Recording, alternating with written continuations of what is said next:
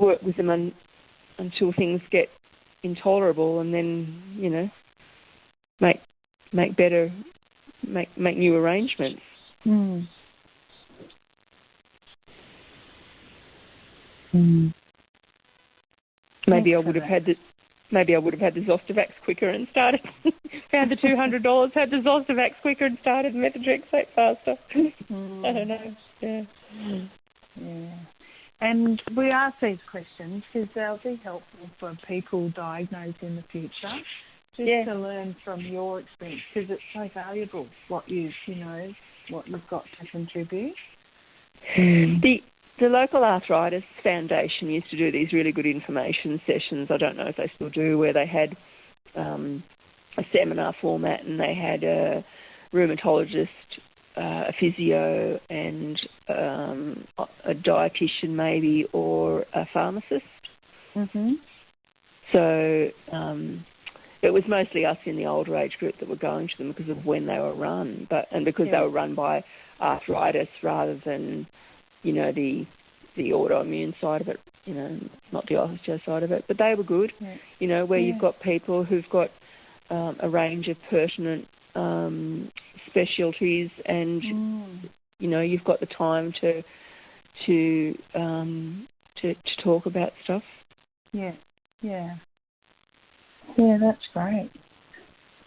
We're quite lucky in Australia because we have a good health system. Is there anything that you've been particularly grateful for in relation to the services and treatments that you've been able to access? Oh, definitely. Being able to get into a rheumatologist in the public system. And some years ago, I was going to the rheumatology clinic at Canberra Hospital, but some years ago I wasn't happy because we kept going on the methotrexate roundabout, and I didn't think at that stage my symptoms were severe enough to warrant the side effects. So I asked for a recommendation, and my physiotherapist, who had RA, was going to RPA, to a professor at RPA. So I got an appointment there. So again, look, middle class, well-educated person, able to travel. But the advantage of going to RPA is that everything's on site. So even though it hasn't been perfect and I've had to wait, it's still got decent waiting times for appointments. But by the time I'm there, I can go and get the bone density scan done there. If I need X-rays, I can get there. I can go to get the bloods done across the road.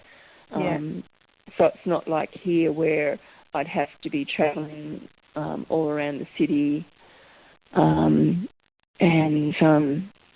you know, with the extra energy the energy that takes really when you're not feeling well, to drag yourself around to see different specialists. Yeah, absolutely. Yeah. So, hypothetical, if you're standing in front of the health minister, what would your message be to them about the type of treatment and care that people with lupus have access to?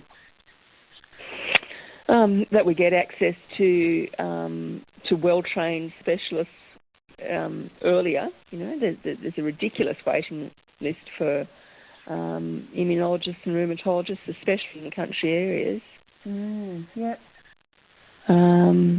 I mean, I know that there are people trying to address that, because the rheumatologists I used to see in Sydney ran clinics in Wagga, you know, and there's different ones who go out into the country areas and are aware of how great the need is in the country areas. And that we do something about out-of-pocket costs for people with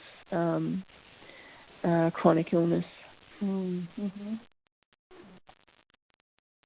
Because it is a huge one. Yeah, it is a big one. Yeah, and I understand there are lots of demands on the health system, but surely there's a cost benefit in having us well treated and able to participate, you know, afford our treatment so that we're able to participate more in society, so that we don't exponentially become more of a cost. Yeah.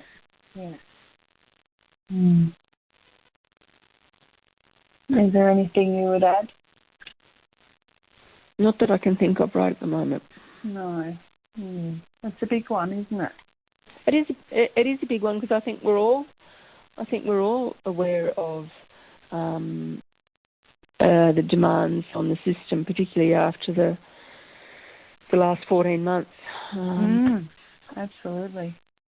But we were there before, and when you look at the symptoms of long COVID, you've got to think there's going to be a lot more people afterwards, because the symptoms of long COVID sound awfully like a lot of autoimmune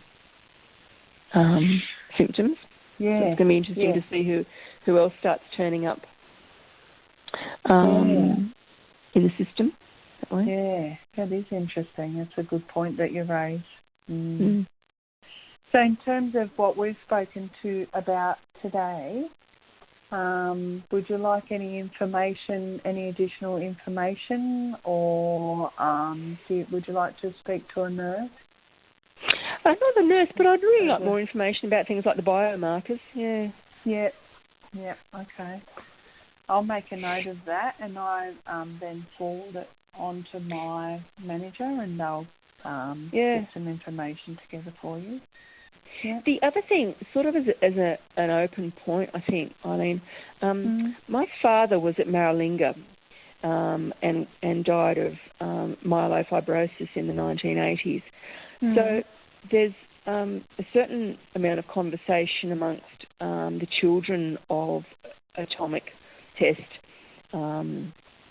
veterans, and an awful lot of us seem to have autoimmune conditions.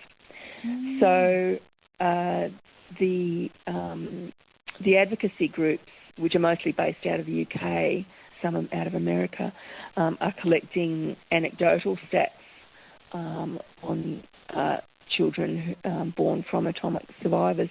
But I'd be interested to know if there was anything done in Australia. Yeah, on the stats for the children, Yeah, okay. Because there'd be people like me, where my father was an observer at the first test, so he was radiated. They were flown back through the mushroom cloud. There'd be all the people in Adelaide who had the mushroom cloud float over them for all of those tests.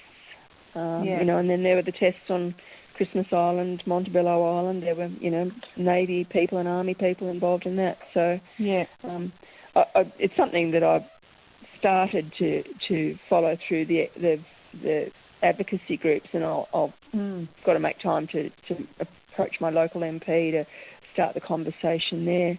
But it sort of interests me to know if there's anything more formal being done to investigate that. Yes. Well, and again, that's something that I'll forward on and see what information we have access to. What have you looked at? You said you looked at a support group, was it? Yeah, there's a number of Facebook support groups, and because it was the British government that ran the tests in Australia, they're based out of the UK. So, and there's been a factional fight in the last year within that group in the UK. And from the UK perspective, what they're arguing for is recognition in terms of service and pensions is the other thing for the UK survivors. But part of that has also been investigations on the health outcomes for children who were born after their parents were involved in atomic testing. So for my family, my two eldest siblings, eldest brother and sister, were born before. Yeah. And then three of us were born afterwards. Yeah. Okay. Yeah. It would be interesting. Yeah. So the names of the advocacy groups are LabRats, LABRATS. Oh, yeah.